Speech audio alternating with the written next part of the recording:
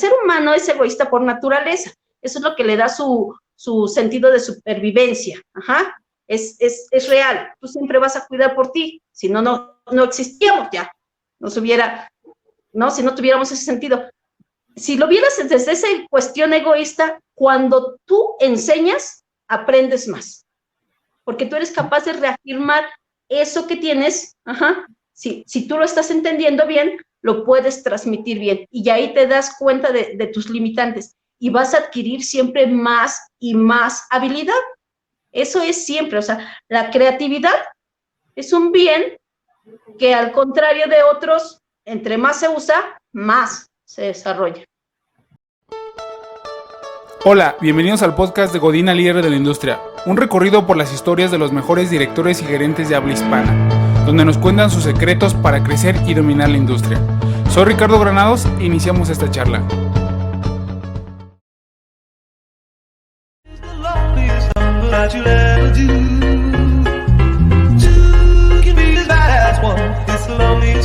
Yeah, I get my best flows to test on my next shows while my whiteboard is marked up with expos. Planning out all of my next moves to expose the most unlikely artist to make it out of the West Coast. Teenager with the mind of a vet though, but soon somebody will sign him a check. So if you did something that you...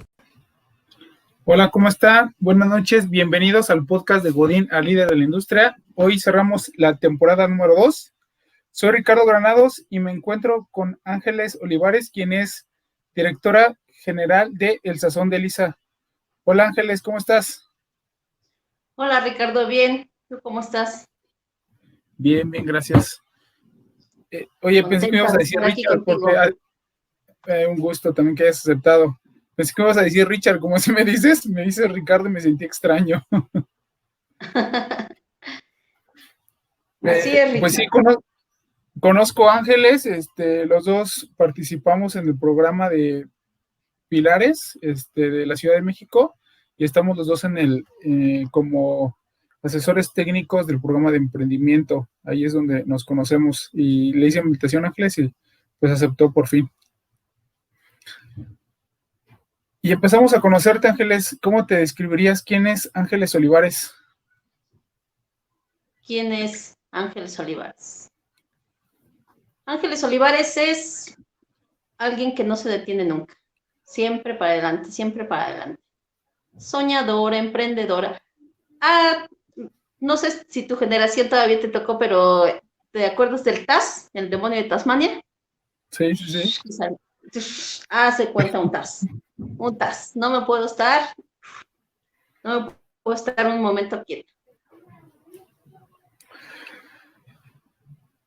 Oye, y la invitación habíamos comentado y me habías dicho, oye, también me gusta mucho tu podcast, yo dije que querías participar y lo veíamos como que no había tantas mujeres, y si les hago mucho la invitación a que postulen, y también hago invitación a muchas líderes, y hasta ahorita ya están programadas las siguientes, pero ¿hay algún impedimento en tu vida profesional y más en el emprendimiento siendo mujer? Fíjate que eso me llama la curiosidad, ya ves que estábamos platicando de eso. No, o sea, yo a lo largo de mi vida, desde que soy niña, yo siempre he hecho lo que me ha gustado hacer. Ajá, nunca he tenido nada que me limite, ni nunca he sentido eso que como mujer te marque la sociedad o que sientas esa supuesta presión social. Entiendo que eso me viene de mi madre, porque mi madre siempre me dejó hacer mientras las cosas fueran sanas, siempre me dejó hacer lo que quisiera. A mí me encantaba, imagínate la generación que somos nosotros, ¿no? A mí me encantaba jugar fútbol, era la única niña jugando fútbol, pero una fascinación para mí jugar fútbol. Esas cosas que te llenan. Me encantaban todas las cosas al aire libre, o sea, desde chiquita, yo estudié arquitectura desde chiquita, me encantaba armar las cosas, construir, acomodar. Entonces me gustaban mucho los juegos, que entre comillas podríamos decir, eran para niños, ¿no? Jugaba bolillo, canicas, todas esas cosas. Igual me gustaban las cosas de las muñecas. Hasta ahorita, por ejemplo, me siguen gustando mucho los juguetes. Jamás en lo personal yo sentí eso, pero sí lo vi mucho a mi alrededor. Sí lo vi mucho a mi alrededor y por eso platicaba de ese detalle, ¿no? ¿Por qué no había porque sigo el programa, me gusta las preguntas que hacen, me gusta siempre estar enterada, y más por esta parte como personal que se ve aquí en tu transmisión, ¿no? Entonces, escuchar ese otro lado era lo que... Pero después me di cuenta, siempre son invitados hombres, siempre son invitados, y decía yo, ¿por qué? Ya se dio la oportunidad de esta. Entonces, en este tipo de trabajo de emprendimiento social, que es en el que me dedico yo, sí hay una cuestión de autoestima en la mujer difícil, ¿no? Un sistema, o sea, el sistema realmente sí impone a la mujer. Y también hay otro tanto de la vivencia propia de la mujer que le limita. Entonces, creo que sí sería importante que como mujeres fuéramos más atrevidas, más allá. ¿Qué crees que detiene a las mujeres en el emprendimiento? ¿O por qué no hay más mujeres emprendiendo? Porque desde pequeñas, eso mismo que yo te platico de mi madre, que siempre me alentó, que siempre estuvo conmigo, cuando ves la realidad de las mujeres, la madre siempre ha sido como que quiere limitar eso. Las niñas se portan bien, las niñas bonitas no lloran, las niñas no se suben a los árboles. Entonces, no sé si sea eso, esa, ¿cómo le podríamos decir? Ese impulso que necesitaría la niña para que cuando crezca, cuando esté creciendo, no tenga esas limitantes, esa presión social que viene desde la familia. En en estos emprendimientos sociales que nos hemos dedicado a estar trabajando en comunidades, sí vemos mucho eso. Es un patrón que se repite de la mamá a la hija y así sucesivamente. No creo absolutamente que nada tengan que ver con la inteligencia. Las mujeres completamente capaces, no creo que haya una diferencia en ese sentido ni de los hombres ni de las mujeres. Esa capacidad es fuera de esto, es una cuestión bastante social, cultural, que es la que estaríamos hablando de eso. ¿Y es una de las razones del por qué haces lo que haces?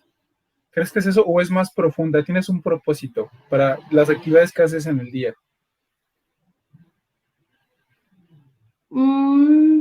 No, fíjate que mi gusto por el emprendimiento social, curiosamente, bueno, pudiera ser, pero va más a la infancia.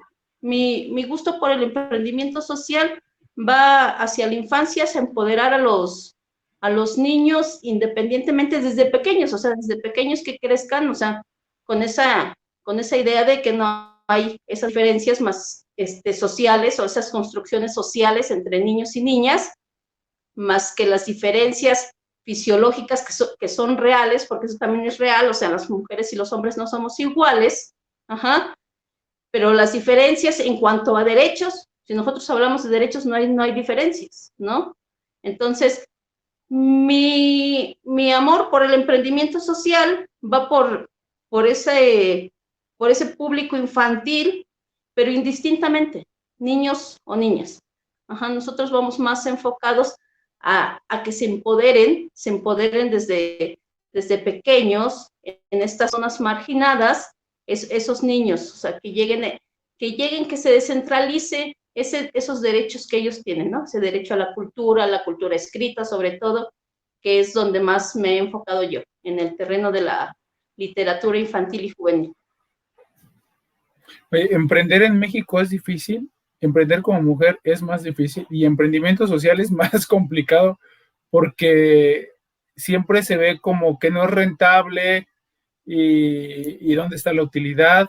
Y es más del emprendedor social que está ahí, hasta que logra convencer. Generalmente siempre es inversión privada, casi no es interna, porque un emprendimiento social genera impacto social, ¿no? Por eso de ahí viene el nombre. ¿Qué dificultades te has encontrado a mí se me hace muy complicado? Me gusta mucho el emprendimiento en general, igual lo hago con propósito, y el emprendimiento social me gusta también, pero a mí, como que no, lo puedo decir así, no es muy fuerte, porque sí lo veo muchos impedimentos y cuando se logra sí genera un impacto muy grande, ¿no? Pero, ¿tú en qué te has enfrentado en el emprendimiento social? El emprendimiento social, lo más difícil al principio, o desde que empecé con esto del emprendimiento hace más o menos 10 años, es entender, o sea, realmente entender lo que es el emprendimiento social. Cuando empezaban todas estas cuestiones del Instituto Nacional del Emprendimiento y armaba sus ecosistemas, no, me imagino que tú también fuiste al Centro Bancomer, al Centro Banamex, y estaban los ecosistemas, ahí todos aquellos que iniciábamos en ese emprendimiento social, no teníamos la idea clara de que era un negocio tal cual, resolviendo una necesidad social. Ajá. Se perdía la idea como si necesitáramos financiamiento, apoyo, como lo que son las asociaciones civiles o las fundaciones. Ese ha sido y hasta ahora sigue siendo, o sea, yo lo veo, ya hay más información, ya hay más libros, ya hay más plataformas que te hablan de ese emprendimiento social, ya vemos más empresas sociales y entonces estamos hablando de empresas realmente rentables, pero todavía existe esa confusión, o sea, cuando nosotros hablamos de emprendimiento social, pareciera que estábamos hablando de una asociación civil, donde lo que nos dedicamos es a recaudar fondos para poder llevar a esas zonas vulnerables. Cuando el emprendimiento social no solo se enfoca en esas zonas vulnerables. Pudiera ser que tu emprendimiento social vaya por esa línea. O pudiéramos estar hablando de un mercado de dos caras, ¿no? Donde por un lado tienes los beneficiarios directos, que pueden ser estas personas, de estas zonas, y otros los financiadores, ¿no? Y entonces son varias las variables que tú podrías encontrar en el emprendimiento social, pero ese es el principal obstáculo, o sea, que no se entiende que realmente el emprendimiento social no es que vas a recibir asistencia y que vas a vivir de lo que te den y de las aportaciones que recibas. Tú tienes que hacer de ese emprendimiento social un negocio rentable, con un impacto social. Ese es el principal obstáculo que te encuentras cuando estás hablando de emprendimiento social. ¿De qué te sientes orgullosa, ya sea en el emprendimiento social o en la vida? ¿De qué me siento orgullosa? De siempre ser libre. Ese, por ejemplo, es uno de en mi escala de valores, el primero que vas a encontrar es la libertad. Entonces, yo siempre he sido libre. Nunca, ni cuando trabajaba en la iniciativa privada, nunca hubo nadie que pudiera coartar esa libertad. Y hasta el momento, hasta el día de hoy, no hay nadie que pueda, hasta ahorita, que haya coartado esa libertad. ¿Y puedes ejemplificar tu libertad o cuál es tu definición de libertad? Mi definición de libertad es como esas definiciones extremas, ¿no? Donde cada quien es libre de hacer lo que quiera, siempre y cuando se va a ser responsable de sus actos. Ajá. A mí, por ejemplo, si me preguntaras mi escala de valores y entonces habláramos de la libertad es ser tú, es ser tú mismo, ser auténtico, ser quien eres. Ajá. No tener que estarte poniendo caretas si estás en un lugar, si estás en otro lugar. Esa libertad de ser tú, esa responsabilidad de asumir tus actos, esas consecuencias que también muchas veces decimos, las consecuencias las etiquetamos como si fueran algo malo, y las consecuencias son simplemente consecuencias de tus actos. Inmediatamente de esa cuestión individual, que es la libertad, de ejercer tu libertad, te lleva a la responsabilidad. Entonces pasas de un valor individual, y es que así somos los seres humanos, o sea, desde que somos pequeños, si tú observas a los niños de preescolar, decimos que son egoístas, pero son egocéntricos. Es la única forma que tiene el ser humano para hacerse a sí mismo, en esa etapa, para encontrarse a sí mismo. Ajá.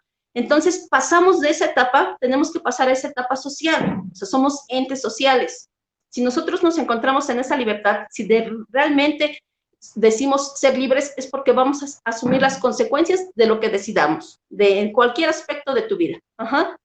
Y eso te va a llevar inmediatamente a la responsabilidad.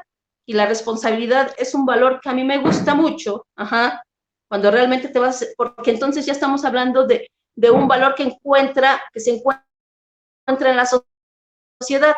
Ajá, yo soy responsable en cuanto a mí, en cuanto a mi entorno, en cuanto a mi familia, en cuanto a las cuestiones que me sean responsables. Y si tú analizas la palabra responsabilidad, viene de dos vocablos la capacidad de dar respuesta. O sea, responsable es aquel que es capaz de dar respuesta ante lo que se esté enfrentando. Es como el niño que va a la escuela.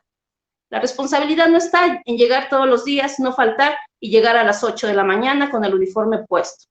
La responsabilidad está en esa capacidad de dar respuesta. Yo voy a la escuela a estudiar, a convivir, a ejercer esos valores que me han enseñado acá.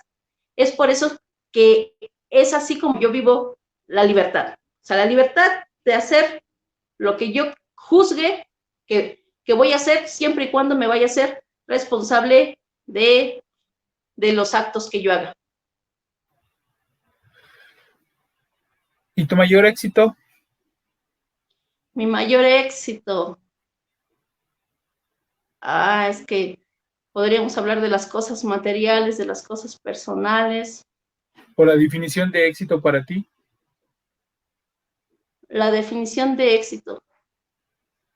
Sería más bien la definición de éxito, porque creo que el éxito es como un constante, como un día a día.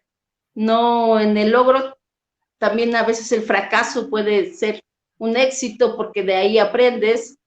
Entonces la definición del éxito sería como eso, ese contento, por ejemplo, eso que yo he descubierto en mí, ese contento de hacer lo que hago. A veces, y como todos, a veces estamos bien, a veces estamos mal, pero ese contento de hacer lo que haces siempre está ahí. Es como cuando te llegan las cosas malas y necesitas tomar una pausa, pero pasa, tienes que resolver, te digo, esa capacidad de dar respuesta y sigue ese contento. O sea, no es que mañana sea otro contento y ya después otro contento. Hoy quería un coche, mañana quiero una bicicleta, mañana, no. Es un constante. Eso es lo que yo le vería el éxito. Cuando tú ubicas eso que te hace, ese contento, así le pondré, ese contento del día a día. Hablaste del fracaso y también lo ves como un aprendizaje. ¿Cuál es tu mayor fracaso o aprendizaje y qué aprendiste de él?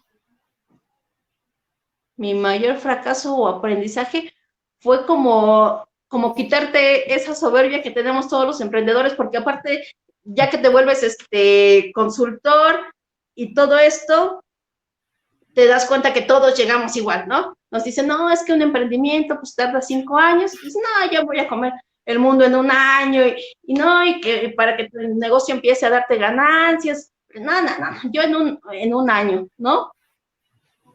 Así te lo planteas tú, y no, ya cuando estás ahí, sí te das cuenta que te das contra la pared aquí, te das contra la pared allá, pero de eso es lo que tienes que aprender, eso es lo que te va a llevar realmente a ser un emprendedor. El emprendimiento realmente es un gran trabajo que cuando estabas ahí en la industria, antes de estar en líder de la industria, cuando eras, como dice tu podcast, Godínez, tenías como que muchas cosas resueltas, ¿no?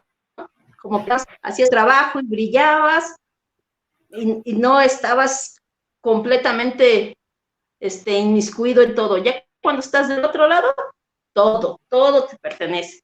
La nómina, las entregas, las ventas, todo.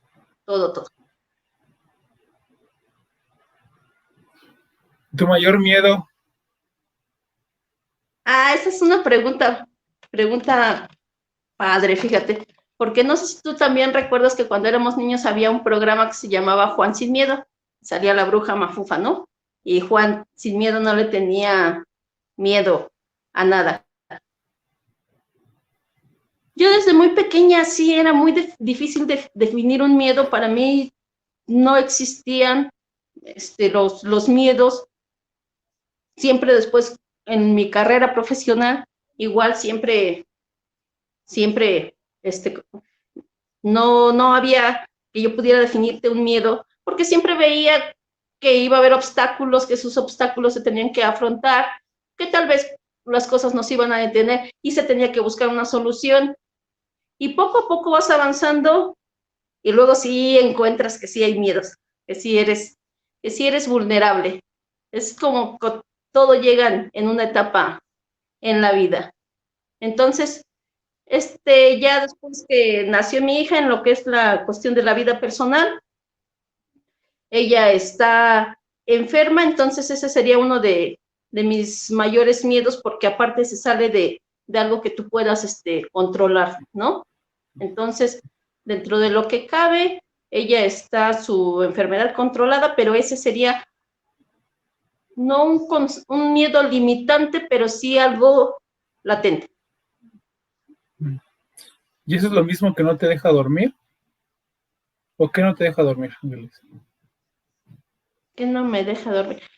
Eso de ser el TAS, o sea, porque yo me duermo, hace cuenta, yo disfruto mucho dormir también, ese es uno de mis placeres, pero cuando estás así, que estás en un nuevo proyecto, o que estás así con la mente trabajando al 1000 por hora, sí me quita el sueño, y ahí estás planeando que no te vaya a fallar esto, que no te vaya a fallar esto, el otro, y al final de cuentas, te digo, te cambia una u otra cosa, pero eso sería lo que no me deja dormir, esa misma hiperactividad, le podríamos llamar. Es como si a nosotros, en aquel entonces, cuando estudiábamos la facultad, apenas empezaban todas estas cuestiones digitales, a nosotros nos toca vivir estas 2 eras, y como si nos cayera a mí, en lo personal, como anillo al dedo, este mundo acelerado, porque pues así era siempre, o sea, como te digo, como un tal cual, ¿no? Entonces este mundo acelerado te cae como anillo al dedo, ¿no? Estos tiempos de respuesta inmediatos, ¿quién se iba a imaginar? Todo esto me acuerdo cuando ibas a la biblioteca y buscabas en tu catálogo, ahí en las fichas, ¿no? Ahora le buscas aquí rapidísimo. Ya no podría yo tampoco vivir sin esto. Sí, te hace adictivo el estar movido y hacer varios proyectos. Mencionaste ahorita que das consultoría, eres directora de una empresa y te encanta el emprendimiento social. Para ti, ¿qué es más difícil y qué se te facilita más? ¿Crear una empresa, administrarla o dar consultoría? Dar consultoría. Porque bien o mal hay como unas memes que luego vemos entre los emprendedores que dicen de persona a emprendedor, como si de veras nos pasara eso, ajá, como si de veras fuéramos personas y luego emprendedor fuera otro ente. Entonces, como te pasa eso, de que ya eres emprendedor, ves la vida de otra manera, ajá. Entonces, cuando estás dando consultoría a esos que empiezan, y entonces empiezas a intentar, pues, seguir un programa según, por ejemplo, ahora que estamos en Pilares, seguir un programa, cuando estás en otra institución, es otro tipo de programa con el que pretendes enseñar a alguien ser emprendedor, ajá, o sea, tú solito dices, pasé de persona a emprendedor, como si fuera una transformación, y luego quieres agarrar un manual para enseñar a otras personas, ajá, cuando lo único que puedes es contagiar esa pasión, ajá, esos conocimientos que tú tienes, no es que los vayas a enseñar, los vas a compartir, los vas a compartir, vamos a hablar de tú a tú.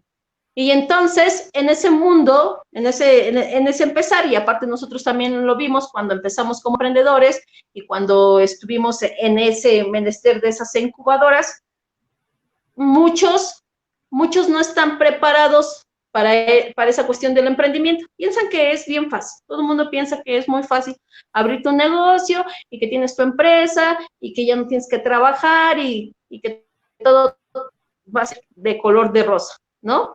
Entonces, esa parte de la consultoría, quitarte ese traje o quitarte ese como de que vamos a formar emprendedores, o sea, vamos a compartir, vamos a generar una comunidad donde esos intereses nos permitan acompañarte en eso que tú quieres, pero se escapa completamente, eso es a lo que los consultores tenemos que llegar. Yo voy a aportarte, yo voy a aportarte lo que tengo a raíz de lo que viví, si no, no podría dártelo, no podría compartírtelo. Si no lo he vivido, si no lo he tropezado, al menos en el emprendimiento es así, ¿no? No podría yo, pero es como pasarte el balón y está completamente en tu cancha. No puedo hacer más. O sea, yo te voy a dar, te voy a acompañar y vamos a ir avanzando siempre y cuando tú, o sea, el emprendedor que está allá, quiera, haga, decida, tome acción. Si no, no hay modo. No hay modo. Y eso es consultoría. ¿Te gusta? Y el tema de crear una empresa, ¿también te gusta? Y de administrarla, porque también el emprendedor, y es como algo que tenemos, nos gusta crear, pero cuando creas algo, es muy difícil que seas bueno para todo, es muy, muy complicado, ¿no? Pero al emprendedor le gusta crear algo que no existe o mejorar algo que existe, o ver la necesidad, pero somos malos para organizarnos y para estructurar una organización, ¿no? Que lo abrimos el camino y ahí siempre tenemos que tener el equipo que empiece a estructurar todo el relajo que armamos. A ti te gusta mucho, y hemos platicado, el tema de organizar estructuras y procedimientos. Para ti, ¿tú cómo ves esa perspectiva de crear y estructurar?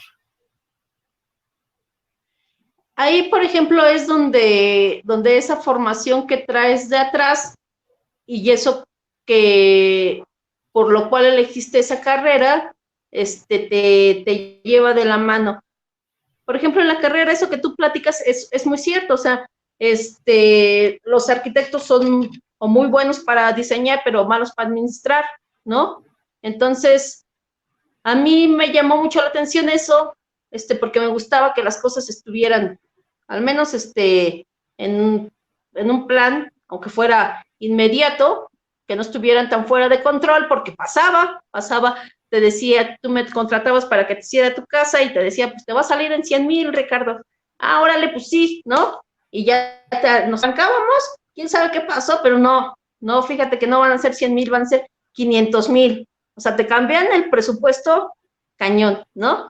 Entonces sí me puse a estudiar esa parte, porque sí me gusta esta cuestión administrativa, y esto de crear es innato, o sea, te digo, es como el TAS. Me cuesta trabajo enfocarme en una cosa, necesito estar haciendo al menos 2 proyectos mínimo, siempre 2 proyectos mínimo, ¿no? Y luego ya necesito un equipo para que continúe con esa parte creativa, con esa parte, porque la parte administrativa a muchos se les va. Y esa es la que a mí me gusta tener más, más controlada, más, porque de ahí depende las decisiones que vayas a tomar. Necesitas tener bien estructurado eso, no puedes vivir siempre en la fantasía, necesitas tener bien estructurado por dónde vas caminando, si vas caminando bien, si te detienes, si te regresas, si te rehaces, y eso es difícil de encontrarlo. El tomar decisiones viene desde eso que estábamos platicando, desde esa cuestión de las autoestima, desde esa cuestión de las emociones, el saber tomar decisiones que a veces tienes que tomar, ¿no? Pues hasta aquí, por más que le metamos, ya vimos que no da, o sea, cambiar completamente el rumbo, ¿no? ¿Quién te enseñó a ser emprendedora? ¿O alguien que haya admirado o te haya marcado en tu camino de emprendimiento? En esta cuestión del emprendimiento social que yo quería, cuando lo vi, me gustó mucho, y como traía toda esta parte artística, Entonces empecé a informarme sobre la economía naranja y ya vi todo, cómo es que entraba esta economía naranja en el emprendimiento. Entonces, a nivel iberoamericano, el Banco Interamericano tiene muy buenos cursos y mucha información. Ahí fue donde encontré lo que realmente quería yo del emprendimiento social, porque te digo que nosotros lo realizamos a través del fomento a la lectura, muchas instituciones y demás, que ya logramos formar una organización. Entonces, si ibas con los emprendedores, no entendían absolutamente al mundo empresarial, no entendían nada de esta cuestión creativa. Ellos solamente entendían de números, de vamos a ser rentable, de que tienes que tener un producto y demás. Sí, ibas al lado cultural y decían, no, la cultura no se vende, la cultura no es una empresa. Entonces estaba así, en los polos opuestos. Buscaba yo quién pudiera, dónde se pudiera conciliar, porque yo lo veía en Europa que se lograba eso, pero aquí a nivel Latinoamérica no lo encontraba. Y así busqué y hasta que encontré, Adrián se llama el consultor, que estaba en Argentina, pero ya investigando resulta que estaba en México. Entonces de él, que es un señor ya grande, antropólogo, que fue director del Fondo de Cultura Económica, después él se hizo emprendedor, tiene sus productos, tiene sus cursos. Él fue el que me transmitió muchísimo toda esta cuestión que yo quería aprender, porque te digo, sí necesitamos aprender para poderla ejecutar en estos emprendimientos sociales.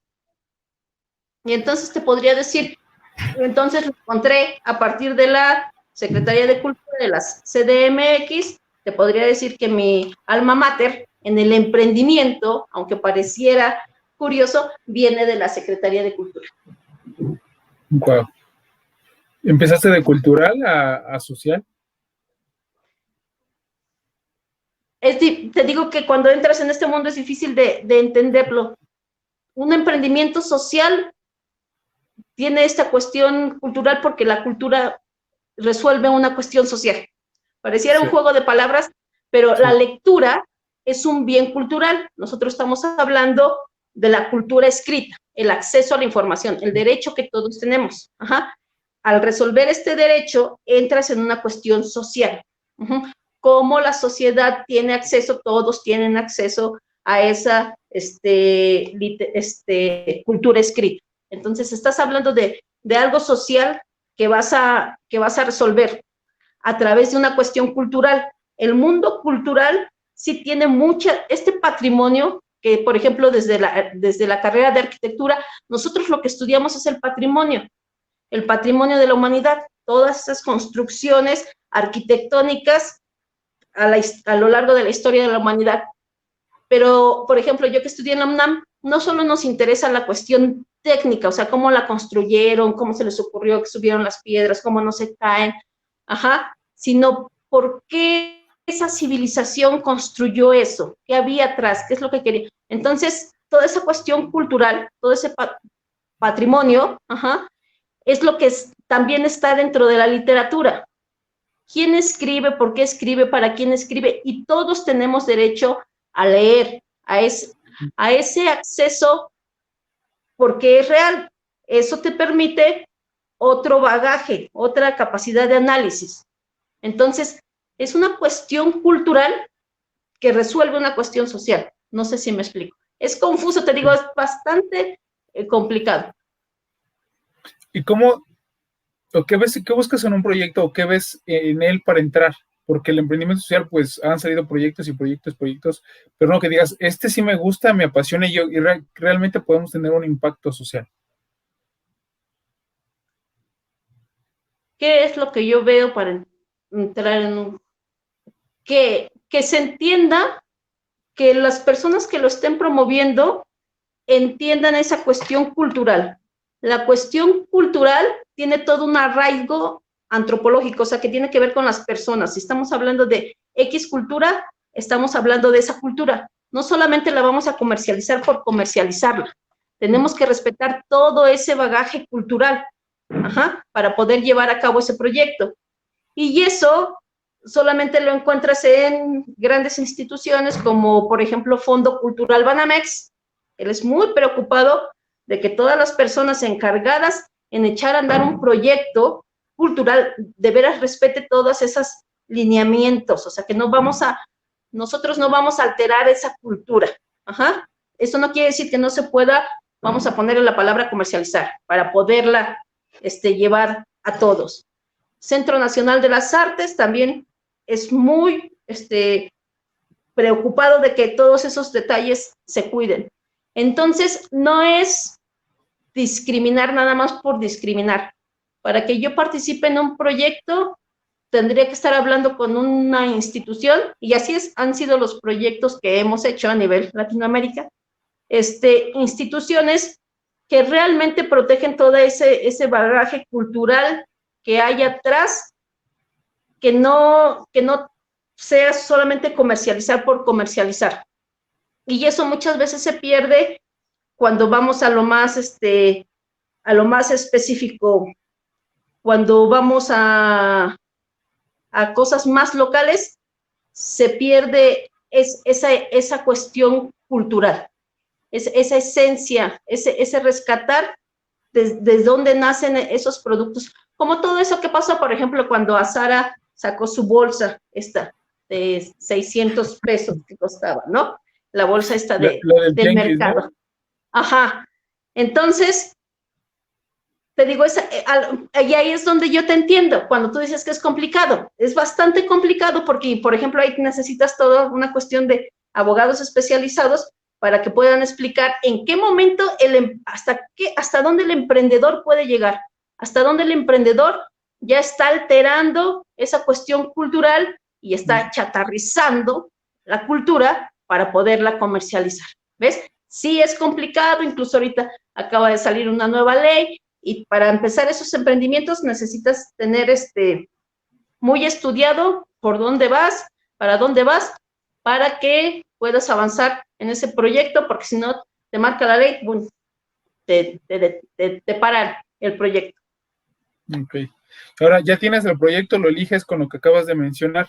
¿Cómo eliges a tu equipo de trabajo y qué buscas en ellos? ¿Qué ves en una persona que digas, esta persona sí puede aportar y aparte se le da un crecimiento como persona?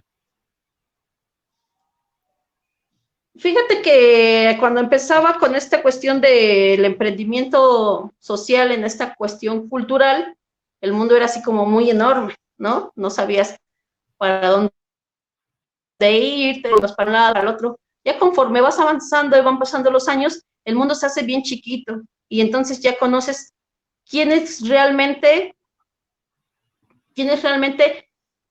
tienen esa capacidad de entender esa cuestión cultural.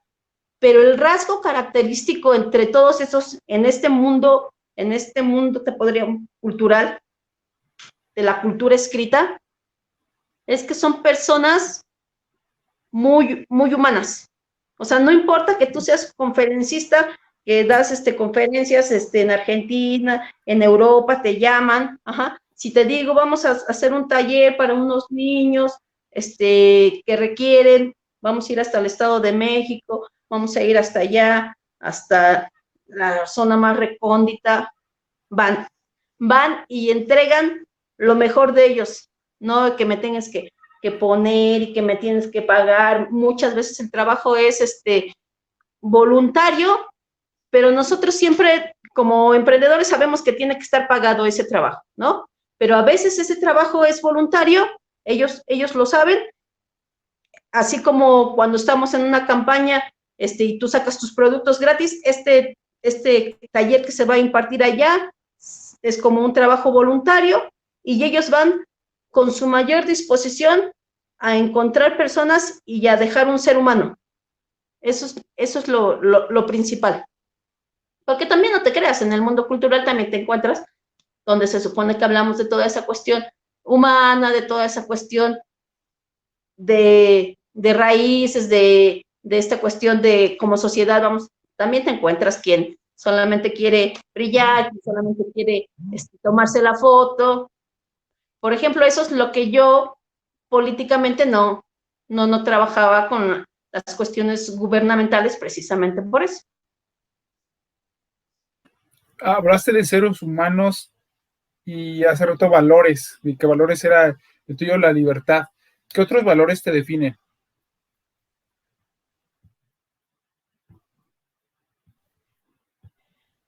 Fíjate que a mí me gusta mucho desde que era pequeña analizar todo eso, y luego el primer valor en mi escala de valores, te digo, es la libertad. Luego yo te podría hablar del agradecimiento. El agradecimiento es otro valor que a mí me gusta mucho, porque cuando tú tienes a alguien que agradecer, sea a ti mismo, lo que has hecho por ti, agradecer a otro que haya hecho lo que haya hecho por ti, quiere decir que estás volteando la mirada. Estás volteando la mirada a ver a alguien más, a ese otro que te está ayudando, a ese otro mismo tú, te estás encontrando, Entonces la mirada ya no está perdida, ya va y encuentra al otro. Y entonces pasa exactamente lo mismo que te acabo de decir. Vamos de esa cuestión personal, de esa cuestión personal del agradecimiento a esa cuestión social.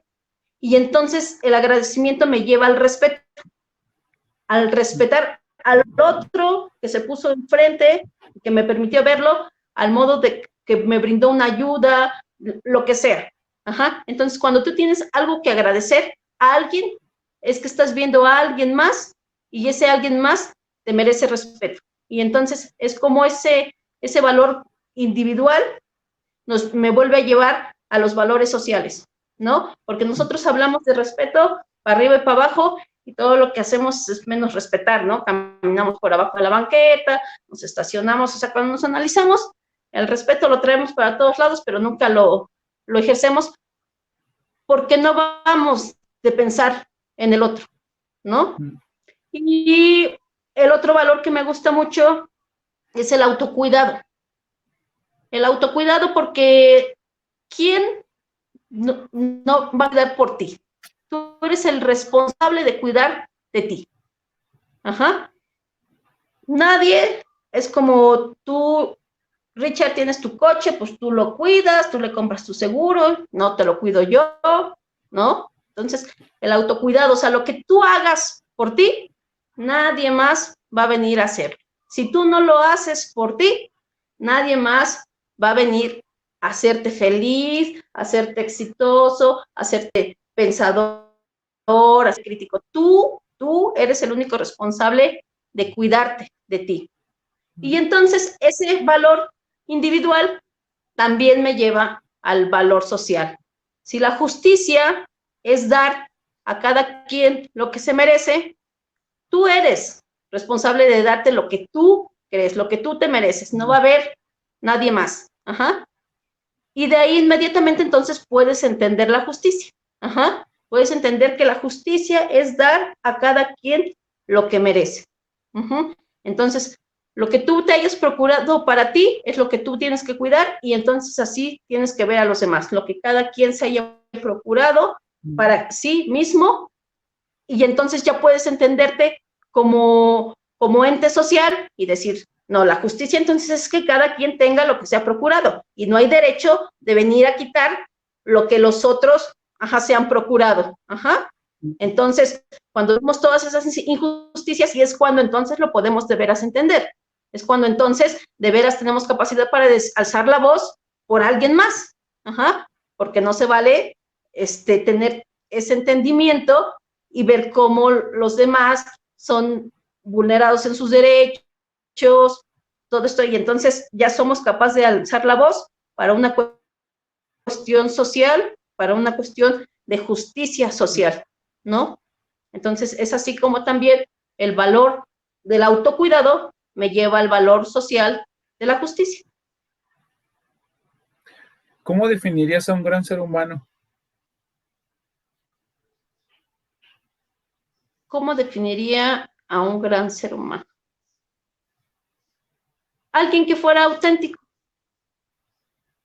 que no necesite ser de una forma en un lado y de otra forma en otro lado, que no necesite.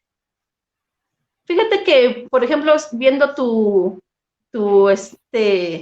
esta transmisión, cuando entrevistaste a Juan del Cerro, cuando a él le preguntabas cómo él era, y él te decía, no, yo soy un desordenado, ¿no? Y yo te acabo de decir, no, para mí el orden es, y entonces vamos a decir, ¿el rasgo de un emprendedor es ser ordenado o es ser desordenado? Te digo, nos ponemos como el disfraz de emprendedor. Si tú me hablas de cuál es un gran ser humano, yo te diría que un gran ser humano es el que se autoconoce, el que practica el autoconocimiento. Ajá. Yo me conozco, yo soy así, él se conoce y él es así. Cuando nosotros nos conocemos, ajá, si somos desobligados, si somos indisciplinados, si somos un Juan sin miedo, si somos unos preocupones. Cuando nosotros nos conocemos a nosotros mismos, ya tenemos un paso adelante y un paso gigante, ¿no? Porque entonces en ese autoconocimiento vamos a saber qué necesitamos. Yo, por ejemplo, que siempre ando en la fantasía y siempre diseñando, siempre pensando, necesito a alguien que frío, como el viento, que diga, no, no, no, eso no se puede hacer, ¿no? Porque como que te pone así, a ver, espera, sí, no puede, sí, se puede, no se puede, y entonces necesitas, al conocerte, necesitas quien te puede acompañar, ¿no? Como en este caso decía él, ¿no? Yo soy así y así, pero tengo a mi socio y ella me ayuda a tener todo en orden y hacemos ese complemento. Entonces, un gran ser humano sería aquel que se autoconoce y se acepta como es. Y en eso que se acepta como es, entonces trabaja en esas cosas que él quiera trabajar y potencializa esas cosas que él quiera potencializar, porque está en su autoconocimiento, en su autoaceptación y no en la aceptación externa. Eso sería para mí un gran ser humano. Que me gustó mucho tu respuesta. ¿Cuáles son tus 3 libros favoritos y por qué? Mis 3 libros favoritos, yo soy muy amante de la literatura. Más que de libros de emprendimiento, tú y yo lo hemos platicado, no los leo porque los encuentro las respuestas en la literatura. Por ejemplo, ahorita está muy de moda, ¿no? Que no es la velocidad, sino la dirección lo que importa. No importa lo rápido que vamos en el emprendimiento, sino saber hacia dónde vamos. Y cuando tú lees El Principito, eso, ahí cuando están los trenes que van para un lado y para el otro, y dice el guardahojas, no saben ni para dónde van, ¿no? Los únicos que saben son los niños, pegan la nariz al vidrio. Ajá. Entonces, y ese libro me lo leí. Este amor por la lectura me viene de mi madre. Ella, desde que nosotros éramos niños, siempre nos leía y siempre nos lo inculcó. Y ese libro, ella me lo leía. Entonces, El Principito es uno de mis libros favoritos. Juan José Arriola es mi autor favorito, porque cuando lo leí dije, ay, ese ya dijo todo lo que yo quería decir, ¿no? Por ejemplo, él decía, en Confabulario, decía, cada día yo leo menos para poder pensar por mí mismo y decir disparates, o sea, y decir los disparates que yo quiera, ¿no? O sea, a eso te tiene que llevar la lectura, al análisis, a la reflexión, a que puedas argumentar desde ti. Las únicas 3 cosas que los seres humanos tenemos para argumentar las cosas que creemos, nuestra cosmovisión, es desde nuestros dogmas, desde nuestra filosofía o desde la ciencia. No hay otra cosa donde tú puedas fundamentar, ya sea desde los dogmas, desde lo que tú crees, esa cosmovisión, esa cultura que te envuelve, esa filosofía que hayas creado a lo largo de tu vida, que hayas adoptado, o la ciencia, ¿no? Que demuestra, que cuestiona, ¿no? Entonces, eso es lo que te tiene que llevar, por eso decía, yo cada día leo menos, o sea, porque ya leí para crear ese ser pensante, ese ser capaz de decir, ese ser capaz de hablar. Entonces, ese es un libro que me gusta muchísimo. Y Gianni Rodari, Gramática de la Fantasía, porque él es ahí donde toda esta fantasía, que incluso en un proyecto que hicimos tú y yo, en Pilares, lo usamos, esta cuestión de la fantasía, el estudio de la fantasía, el meterte al mundo de la fantasía, te permite entender la realidad, ¿no? Entonces, de fantasear, es más fácil dosificar esa realidad y bajar esas ideas y consolidarlas. Y él tenía, por ejemplo, que el uso del lenguaje para todos, no para que todos sean artistas, sino para que ninguno sea esclavo. Entonces, es cierto, o sea, el que tú tengas la capacidad de expresarte, de adquirir esa capacidad de la comunicación, de decir lo que te gusta, lo que no te gusta, de no sentirte censurado, de ser asertivo, es muy importante. Entonces, por eso, Gianni Rodari es otro de mis autores favoritos, y este libro de Gramática de la Fantasía es uno de los que yo prefiero. Sí, oye, y más o menos le entendí, o así lo entendí yo, el tema de adquirir conocimiento, de analizar, pero también de llevarlo a la realidad y a la ejecución, ¿no? Dices, oye, pues sí necesito leer, pero hay un momento donde ya tengo que pensar por mí, ya yo solo, y hacer algo, porque ese conocimiento sirve para realizar una acción. Y hay mucha gente que se la pasa en eso, o sea, que lee y escucha y ve videos y va a cursos y paga muchísimo dinero, termina y no aprendió nada y no lleva a cabo nada, ¿no? Y pasa mucho con el inglés, que hay mucha gente que lleva inglés, o se avienta doctorados, maestría y todo, y ya al momento de ejecutar, dices, oye, pero ya llevas mucho tiempo, ¿no? Y has pagado mucho, sí, pero es que creen que nunca están listos para poder hacerlo, ¿no?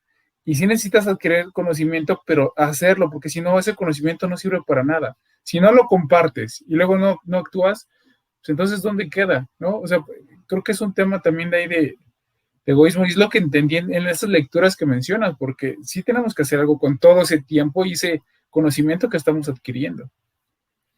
Sí, claro, eso es definitivo. O sea, si no vas a poner en práctica, tal vez es como ese miedo al fracaso. O sea, nosotros desde pequeños nos han dicho que el error es malo, cuando el error, si nosotros valorizamos el error es bueno. O sea, parece paradójico, pero el error es bueno porque te permite saber lo que no tienes que hacer. Pero desde chiquitos, nuestros padres nos protegen, y fíjate, yo estaba muy admirada cuando estuve dando un taller en una escuela a unos niños de sexto, que era una escuela pública, pero ellos tenían un nivel bastante avanzado, ¿no? La directora se había organizado muy bien, y es por eso que incluso nosotros llegamos a trabajar dentro de esa escuela, porque trabajar dentro de la SEP es bastante difícil, ¿no? Entonces, y me decía Emiliano, por eso no se me olvida su nombre, y de ese taller tendrá, yo creo, unos 5 años, fácil, que dimos ese taller, ¿no? Es que los adultos nos quieren ahorrar todo, o sea, nos quieren meter en una burbuja y no nos dejan que nos equivoquemos por nosotros mismos. O sea, fíjate su raciocinio para un niño de sexto. O sea, nosotros no queremos que les pase nada, no queremos que se equivoquen, y entonces es ese miedo al fracaso. O sea, yo ya sé mucho, y que sepa mucho si no lo puedo ejecutar, y entonces ese es mi miedo. O sea, yo voy a llegar allá y no voy a poder transmitir nada, mejor sigo estudiando, y creo, y eso también te lo contesta el Principito, porque cuando está que el que estudia, el que hace los mapas, y llega el Principito y le dice, ay, entonces tú me puedes platicar de los mares y las montañas. Y dijo, no, yo soy muy importante, yo solamente escribo, ¿no? Yo estoy aquí adentro, o sea, él no sale, para eso están los que van a la expedición, no. Entonces, es eso lo que pasa. Tú crees muy importante la cuestión del estudio, pero no la ejecutas. Hay miedo al fracaso. Pero también esta cuestión que tú mencionaste, que es real, este egoísmo, no nos damos cuenta que cuando nosotros enseñamos, o sea, si lo queremos ver desde esa cuestión egoísta, el ser humano es egoísta por naturaleza. Eso es lo que le da su sentido de supervivencia. Ajá. Es real. Tú siempre vas a cuidar por ti. Si no existíamos ya. Si no tuviéramos ese sentido. Si lo vieras desde esa cuestión egoísta, cuando tú enseñas, aprendes más. Porque tú eres capaz de reafirmar eso que tienes. Ajá. Si tú lo estás entendiendo bien, lo puedes transmitir bien. Y ahí te das cuenta de tus limitantes y vas a adquirir siempre más y más habilidad. Eso es siempre, o sea, la creatividad es un bien que al contrario de otros, entre más se usa, más se desarrolla. Así es. ¿Película favorita, película o serie favorita? Mi película favorita, ay, hay muchas, pero, ay, sí, La vida es bella. O sea, me gustó por todo, cómo, no sé si tú la viste, cómo se tejió, cómo iba con su hijo, cuidándolo. Esa me encanta, esa podría ponerla como mi película favorita. ¿Y qué más te gustó de la película? Aunque yo te digo, desde pequeña era un tas y yo de la tele casi no soy, ¿eh? Me cuesta muchísimo estarme viendo la tele, por ejemplo, los videojuegos, por eso no, porque es el que estás como tas. ¿Qué más me gustó de la película La vida es bella? ¿Sí que te gustó? Me Que gustó una escena o mucho. algo que te haya marcado? ¿Mandé? No te Sí, escucho. algo que te haya gustado, que te haya marcado, digas, este momento o esto me gustó más. Ok. Algo que me haya marcado, algo que... ¿O solo es tu película favorita por lo que mencionas ahorita que se va tejiendo todo? Hay una historia detrás, el tema del amor del padre y el hijo. No, estaba pensando, porque hay varios, estaba pensando cuál decirte. Hay una parte que me gusta mucho cuando están en el campo de concentración y entonces están vendiendo, o sea, esa idea que siempre tenemos de los judíos y que está vendiendo los dulces, que eso sí me hace a mí mucha referencia, está vendiendo los dulces sabiendo que ya no hay para dónde hacerse y entonces dar los dulces a 20 veces más lo que cuestan. No sé si tú la viste y la recuerdas, el que está vendiendo los dulces. O sea, entonces ahí me hace pensar, porque eso pasa siempre, sigue pasando a lo largo de la humanidad, estamos en crisis total y no falta el que nos vamos a morir todos y dice, pero pues te lo vendo hasta 200 pesos, pero ¿sabes cuál es lo que más curioso se me hace? El otro, o sea, y por eso me hace mucha mella esa escena, el otro que compra todavía, juntaron su dinero y pudieron comprar el dulce. O sea, todavía esos rasgos humanos que hay, porque en ese momento también era tan fácil quitárselo y arrebatárselo. O sea, como esos valores, y por ejemplo, el libro de Víctor Frankl, no sé si lo has leído también, El sentido del ser humano, cuando él todo lo que perdió en el campo de concentración y ya se sentía vencido por todos esos seres humanos, y él lo relata así, ¿cómo era posible que los seres humanos fueran capaces de hacerle eso? Y lo que lo hizo, encontrar ese sentido de vida, lo que lo hizo volver a esa parte humana, llamémosla así, fue decir, luego vinieron otros seres humanos a jugarse la vida por mí para sacarme de ahí. O sea, así como él vio toda esa crueldad del ser humano, porque cuando vemos, esa por ejemplo, tal vez por eso sea mi película favorita, porque yo cuando empecé, que empiezas en la primaria y empiezas en la secundaria a ver todo esto de la historia, esa etapa de la vida del ser humano, los campos, fue algo que se me hizo así, como, ¿cómo pudo pasar eso, no?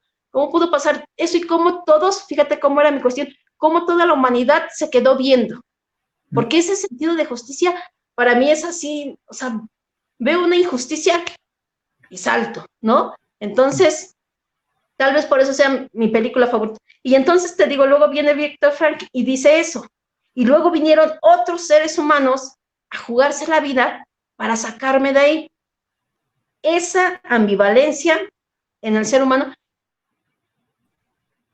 es lo que siempre yo me he cuestionado. ¿Cómo podemos amar tanto, sea lo que sea que amemos de personas, y hacer tanto daño a la vez a eso que amamos? Eso siempre ha sido algo que Entonces, tal vez esa escena sería. Okay. ¿Tienes un podcast favorito? Los de Juan del Cerro, esos me gustan mucho. Me gusta mucho cómo habla. Sí, siempre los escucho. Sí. Ok, entonces, como dices, no te perdiste el de la semana pasada, ¿no? Estuviste aquí con Juan y con No, estaba muy feliz. Me gusta su cuestión disruptiva, o sea, él es así y siempre lo ha dicho. Y me acuerdo cuando estábamos en el hackathon, porque participé en el hackathon, estábamos ahí 3 días. Me gusta ese sistema, ves que te digo, 3 días ahí encerrados, creando un proyecto, creando una solución. Y entonces estaban las grandes celebridades de la ONU, de la Agencia Ambiental. Y él así, como es, ¿ves? Él así, y me van a disculpar, pero aquí ajá, ¿ves? Eso me gusta. Sí, la autenticidad que tiene, sí, es un gran ser humano. ¿Tienes una rutina al día, a la semana para organizarte en los proyectos? ¿Una metodología? Sí, te digo que en eso sí, ajá, en eso sí soy muy disciplinada y tengo que tener mis actividades, porque también te digo, cuando te conoces, o sea, estoy haciendo y haciendo que cuando veo ya se me olvidó. Entonces, si no lo tengo agendado, se me va. Entonces, sí, yo tengo mi agenda de lo que voy a hacer al día, y una vez que ya tengo mi agenda semanal, ya, ¿cómo se llama? Estoy más tranquila ejecutando mis proyectos, y es como jalar como decía Mahoma, ¿no? Ata tu arado a una estrella, porque si no está atado, me voy. Y ya estoy pensando en otra cosa. Ya. Sí, pero sí tengo que tener mi agenda. Sí. Ajá. Ok. ¿Cómo compaginas tu vida personal y familiar con tus proyectos? ¿Cómo le das el tiempo a cada cosa? ¿O cómo lo vives? Ajá. Por ejemplo, ese es un área de oportunidad, o algo que la pandemia me vino a aplacar, porque yo soy así como desde siempre, muy metida del trabajo, muy metida si hiciéramos así el FODA, y ya ves ahí debilidades, fortalezas, esa le pondríamos ahí, debilidad, ¿no? Intento, Richard, ajá, me cuesta trabajo porque soy muy, muy clavada de lo que me gusta hacer, y desde pequeña, a pesar, te digo, que me gustaba mucho jugar en el equipo de fútbol, no me importaba que todos fueran niños, el juego siempre era, pero siempre como reservada, como mi espacio. Entonces sí, me cuesta trabajo, pero intento. Ok. Oye, pasamos a la última sección de la charla. Te voy a mencionar una palabra. Por favor, con la primera palabra que te venga a la mente. ¿Estás lista? Ay, no sabía que íbamos a hacer examen. Está bien. Es un examen divertido. Aquí no hay calificación, no hay respuesta buena o mala. Esa es la ventaja de este examen. Vale. Órale, ¿Lista? Ajá. Listo, lista. Pasión. No te escuché. Pasión. Mi vida. Empresa.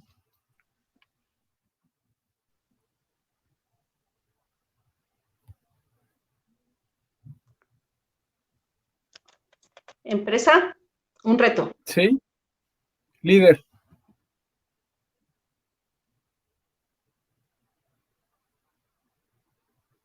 No te escucho. Líder. La última que me quedé El líder. fue en empresa. Se está cortando un poquito. Ahí sigues. ¿Ahí me escuchas bien? Ahí está mejor, ya regresaste bien. Vale. Empresa. Reto. Líder.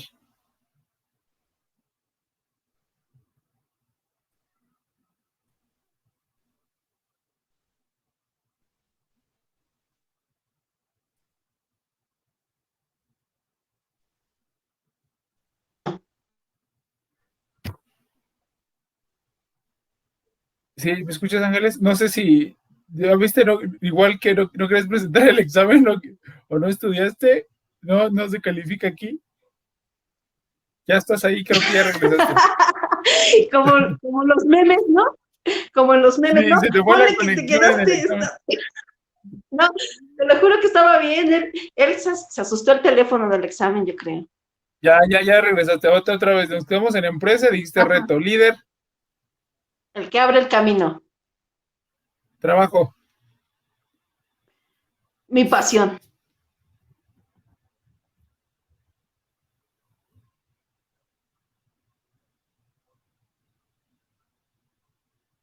trabajo, Pasión. amor, Todo. el sazón de Lisa,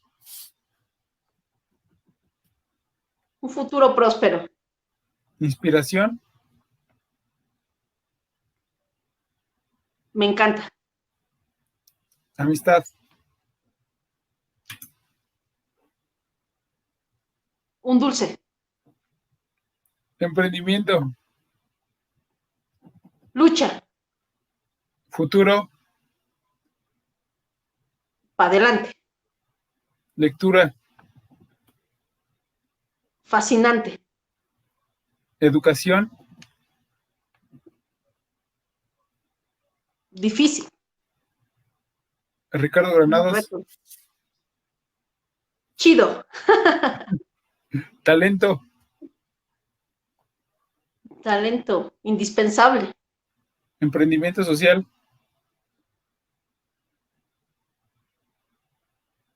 Un reto también. pasado, Atrás. México, Amor. pobreza, Lucha. ayudar, Constante. COVID, Uf. Una oportunidad. jefe, Ahí no te escuché. ¿Cuál? jefe, Jefe. Mm. Se me cuesta trabajo. Jefe. No quiero saber de jefes. ya lo No dijiste, existe. disrupción, No existe. Disrupción. Me encanta. familia, Familia, una oportunidad de mejora. Mejora. equipo, Equipo indispensable. innovación, Entenderla. Ángeles Olivares, Fuerza. ok, bien. Última pregunta, y si tienen preguntas, por favor, en los comentarios y para que nos ayude a contestarla, Ángeles. Ángeles, ¿qué consejo le darías a los jóvenes que quieren escalar dentro de las organizaciones o que quieren emprender? ¿Qué consejo les daría? Yo sé que ellos están viviendo otra generación y, por ejemplo, a mí me cuesta trabajo porque yo apuesto mucho por los jóvenes, o sea, yo quiero que los jóvenes sean los que pongan su huella, ¿no? Así es como debe de ser. Pero les falta corazón. Ya no voy a poner conocimiento en corazón. Con el corazón por delante, en lo que les guste hacer. Eso es lo que yo les daría. Ok, pues, ¿cómo te sentiste, Ángeles? ¿Algo que quieras agregar? Muchas gracias, Richard, muy contenta. Ya había visto tu podcast y me gusta tu estilo. Te agradezco mucho que me hayas dado la oportunidad. Contenta de estar aquí contigo. Vale, ¿dónde te pueden encontrar? Y platica un poquito, por favor, ¿qué es el sazón de Elisa? Nos pueden encontrar en las redes sociales, en Instagram, en Facebook, así como el sazón de Elisa. Es un emprendimiento arrancando, está en su etapa de inicio, donde vamos a brindar comida saludable.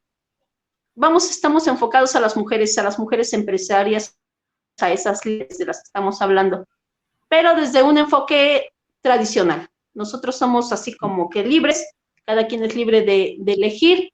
Y vamos a ese concepto del huerto que tenían las antiguas casas, las casonas donde cultivábamos, donde no teníamos cosas químicas, más que por estas cuestiones veganas o vegetarianos, nos vamos por la cuestión orgánica que nos permita exactamente cuidado al medio ambiente, pero desde lo tradicional, desde la comida tradicional mexicana. Gracias por acompañarnos en este podcast. Esperamos que te haya inspirado para crecer dentro de tu organización y domines tu industria. Soy Ricardo Granados. Hasta la próxima. El sazón de Lisa. Ok. Vale, para que la sigan en las redes sociales, está en Instagram como El Sazón de Lisa y en Facebook como El Arte. Ok, vale. Pues muchas gracias a todos que se conectaron. En vivo, esta charla se queda grabada en Facebook, también en Twitter, y en 8 días se encuentra en todas las plataformas de podcast y también en el canal de YouTube. Estamos como Ricardo Granados MX en todas las plataformas. Muchas gracias otra vez, Ángeles, y nos vemos la próxima semana. Gracias, Richard. Estés muy bien.